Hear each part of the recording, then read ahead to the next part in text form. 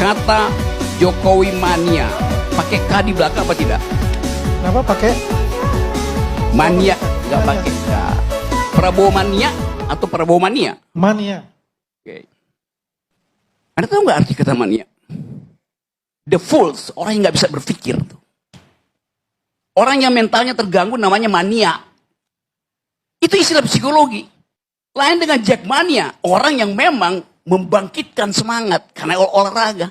Dalam politik, seorang mania itu seorang bangsat. Nangkap nggak? Terus saya mau terangkan Dalilnya dari mana Pak? Untuk dalilnya dari mana mengatakan itu secara psikologi? Saya terangin ya. Ya. Kata dasar dari mania di dalam bahasa Greek artinya mereka yang kacau mentalnya. Cari di Google, jangan ChatGPT. DeepSeek. Siapa tahu itu maksudnya? Tapi saya ingin meluruskan ini. Apa yang Kalau bilang Jokowi mania dan Persija